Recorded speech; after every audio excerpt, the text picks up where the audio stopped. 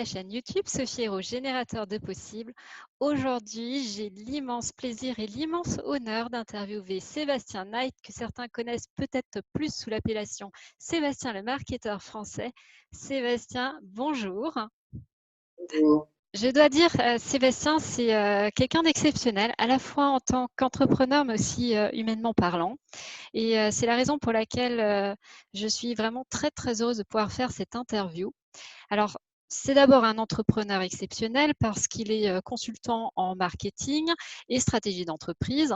Il est le fondateur du mouvement des entrepreneurs libres. C'est comment on pourrait dire ça? C'est un mouvement qui va permettre aux créateurs de projets, aux dirigeants de TPE, PME, d'aller récupérer, d'apprendre des stratégies en termes de marketing pour automatiser les ventes et surtout, parce que c'est là le but du jeu, gagner du temps et de la sérénité.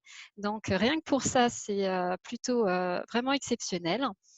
Je vous ai dit exceptionnel. Alors, exceptionnel, pourquoi? C'est parce que Sébastien, il a une histoire. Avant d'être consultant en marketing et stratégie, il a créé 2 entreprises.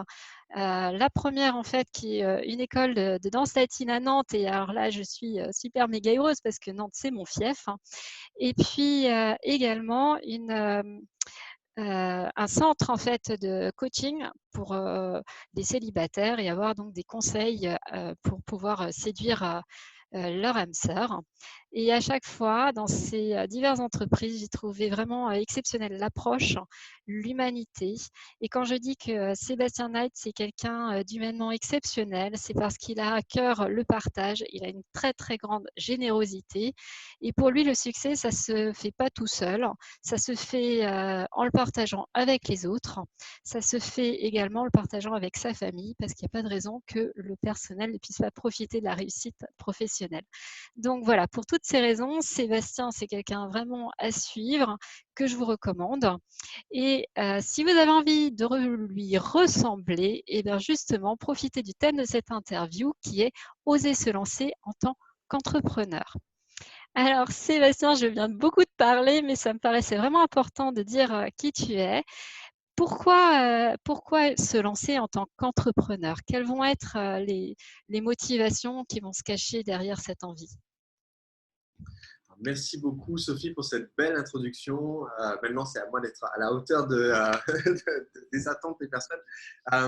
Après avoir accompagné en fait maintenant à peu près 20 000 clients entrepreneurs sur les 10 dernières années, quelque chose m'a sauté aux yeux, c'est qu'il y a énormément de bonnes raisons de ne pas créer son entreprise, mais il y a en fait qu'un petit nombre de raisons un peu folles de le faire au final. Et la raison numéro 1 pour moi de créer une entreprise, c'est la liberté. C'est le besoin de dire, je choisis de vivre selon mes propres règles, je choisis de pouvoir consacrer du temps à ma passion à travers mon travail, mais aussi à mes passions en dehors de mon travail. Je choisis d'être mon propre patron, ce qui n'est pas la même chose que d'être mon propre employé. On aura peut-être l'occasion de parler de ça, mais pour moi, être entrepreneur libre, c'est justement être le capitaine de notre destinée.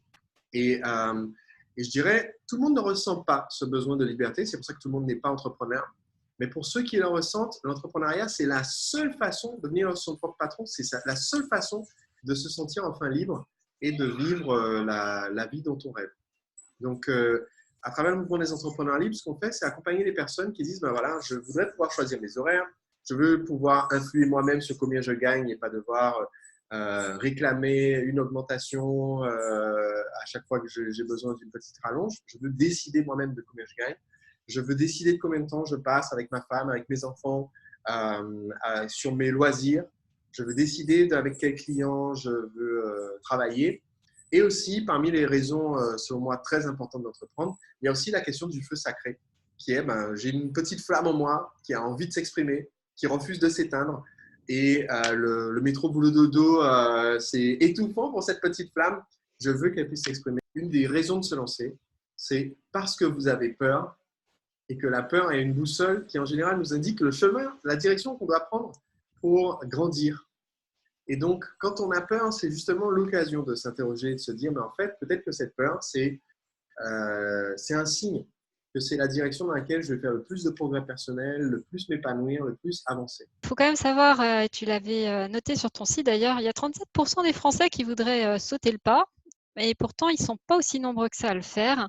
Et pour certains, comment dire, la première raison qui font qu'ils n'y vont pas, c'est parce qu'ils ont peur de ne pas avoir ni les qualités ni les compétences pour ça. Alors selon toi, quelles sont qualités et compétences qui sont nécessaires pour entreprendre? Alors, c'est bien que tu dises ça parce que pour beaucoup de gens, la raison pour laquelle ils ne se lancent pas, c'est la peur. Et pourtant, dans mon livre, dans Profession d'entrepreneur libre, je donne les 79 bonnes raisons de ne pas se lancer et aussi les 8 bonnes raisons de se lancer. Et j'en ai cité plusieurs. Donc, une fois qu'on vainc cette peur, quelles sont les qualités qui sont nécessaires pour entreprendre? Mais il y en a 8.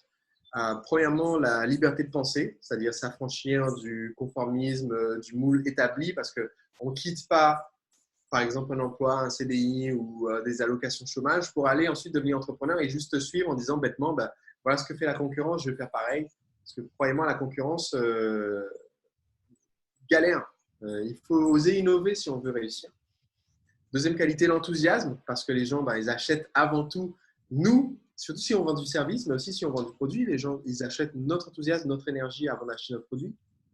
Le pouvoir de persuasion, parce que si on ne sait pas vendre, le produit ne se vendra pas tout seul. La capacité de concentration, parce qu'un entrepreneur, c'est quelqu'un qui est capable de se plonger sur son projet et de rester immergé, concentré à fond pour obtenir un résultat et pas juste compter les heures. On ne vient pas juste pointer quand on est chef de sa propre entreprise, on n'est pas là juste pour pointer. La cinquième qualité, c'est la résilience, la possibilité de rebondir en cas de coup dur, de s'accrocher parce que faut savoir entendre non. Les banques vont vous dire non, les investisseurs vont vous dire non, les premiers prospects vont vous dire non. Statistiquement, on va entendre beaucoup plus de non que de oui. Un entrepreneur qui cartonne, eh bien, peut-être que sur son site internet, il va vendre à un internaute sur 5 ou un internaute sur 10. Ça veut dire avoir reçu 9 non pour un oui. Si vous faites la vente en face à face au téléphone, peut-être que vous allez, si vous cartonnez, vous allez peut-être réussir à vendre à un prospect sur 2, un prospect sur 3. Ça veut dire qu'on a attendu un non pour chaque oui ou 2 non pour chaque oui. Donc, il faut être résilient, capable d'encaisser, de dire, ben voilà, moi, j'ai décidé que j'étais prêt à entendre 853 non avant de lâcher l'affaire. Et donc, si j'ai que 39 banques qui m'ont dit non, ben, il me reste encore 813 banques qui peuvent me dire non. Et avant que je dise, OK, ça c'est la dernière. Ensuite, donc ça c'est les 5 premières. Débrouillardise, c'est la 6e qualité d'un entrepreneur. Accepter de faire le système D, parce que le système D, c'est ce qui permet d'économiser des sous. Un de mes concepts principaux pour les gens qui se lancent, c'est personne ne part de zéro. On a toujours des ressources sur lesquelles on peut s'appuyer. Il ne faut pas toujours penser que l'argent, c'est la seule ressource qui existe. Et donc, souvent, on peut faire en sorte, par échange de bons procédés, en étant un peu astucieux, en étant un peu débrouillard, de ne pas avoir besoin de capital ou d'investissement de départ pour lancer et développer notre entreprise. L'avant-dernière, la 7e, c'est savoir poser ces questions bêtes à des gens brillants. C'est indispensable. Donc, oser, en fait, dire « j'ai pas compris » et aller voir des gens qui ont déjà réussi et poser les questions. Et par exemple, dans mon livre, des stratégies que j'enseigne, que très peu de gens savent que c'est possible. Cette stratégie, c'est ce que j'appelle l'étude métier. C'est littéralement aller voir les gens qui vendent déjà dans le secteur où on veut vendre, qu'on pourrait considérer comme nos concurrents. Aller les voir et leur poser des questions pour connaître les secrets de l'industrie. En fait, qu'est-ce qui marche? Comment est-ce qu'on vend à un client dans ce secteur? Qui est le meilleur type de client à qui s'adresser? En fait, ces gens-là vont nous donner des réponses. Et donc, autant démarrer tout de suite avec l'expérience du gars qui est dans le secteur depuis 30 ans et qui nous donne ses meilleurs secrets, et ensuite filtrer par nous-mêmes pour savoir, OK, on ne va pas rester enfermé dans ses méthodes, mais au moins on a ses astuces. Donc, poser les questions bêtes à des gens brillants, c'est une clé importante. Et enfin, la 8e et dernière, qui est pour moi pas la moindre, mais la plus importante, c'est aimer les gens et faire preuve de générosité. Parce que sans créer le lien humain avec les clients, sans créer le lien avec les prestataires, les partenaires, avec nos employés, c'est très difficile. On peut pas, tu disais tout à l'heure en introduction que mon approche, c'est on ne réussit pas tout seul. Je reste convaincu qu'on réussit avec notre feu sacré. Donc ça vient de nous. Ça ne vient pas des autres. Ça ne vient pas d'un associé, ça ne vient pas des autres. Il faut que ça vienne de nous. mais cette flamme, elle ne peut pas briller sans oxygène, dans le vide. Et effectivement, c'est en aimant les gens, en faisant preuve de générosité qu'on réussit. Bon, donc finalement, tout le monde peut devenir entrepreneur. Là-dessus, enfin moi, je retrouve tout plein de choses qui ne sont pas liées à je sais pas faire de la comptabilité ou donc c'est plutôt une bonne nouvelle. Après, les gens qui veulent en savoir plus, où est-ce qu'elles peuvent te contacter? Donc, j'ai fondé le mouvement des entrepreneurs libres. Ce que nous faisons, c'est que nous accompagnons des personnes qui ont un projet entrepreneurial ou ont déjà créé leur entreprise pour devenir entrepreneur libre, c'est-à-dire développer l'entreprise jusqu'au stade où elle n'a plus besoin de notre présence constante, où on peut se libérer du temps pour passer sur nos passions. On peut aller jusqu'à l'extrême comme moi je l'ai fait et j'ai choisi de ne travailler qu'un jour par semaine, le jeudi sur mon entreprise. Et donc mes réunions avec mon équipe, c'est le jeudi. Le travail, la création des nouveaux produits, tout ça, c'est le jeudi. D'autres ont choisi d'avoir un emploi du temps, on va dire entre guillemets, plus classique, mais d'être quand même maître de leurs horaires, maître de combien ils vont gagner. Donc ça, nous faisons un accompagnement pour ça. Nous faisons des formations, du consulting. Ma recommandation pour quelqu'un qui nous écoute aujourd'hui, c'est pas aller sur le catalogue et nous acheter une formation. Je dirais que j'ai plutôt deux ressources à conseiller. La première, c'est mon livre Profession entrepreneur libre, qui est disponible dans toutes les librairies de France, Navarre, Québec, Dom-Tom et pays francophones. Donc, Profession entrepreneur libre aux éditions Alizio Albin Michel, qui est le guide pratique avec toutes les informations pour se lancer et qui est rédigé comme un roman avec les histoires vraies d'entrepreneurs qui se sont lancés, qu'on peut suivre. Donc, c'est un livre facile à lire. Donc, ne soyez pas effrayés par son épaisseur, c'est parce que c'est écrit gros et qu'il y a beaucoup de schémas et d'exercices. Donc, à la portée de tout le monde. Et la deuxième ressource, elle est gratuite. On a un site qui s'appelle 15jourspourentreprendre.com. C'est un atelier que j'organise une fois par an, il y en a un bientôt, qui permet en fait d'accompagner les créateurs d'entreprise et les personnes qui viennent de lancer l'entreprise pour la lancer et la développer.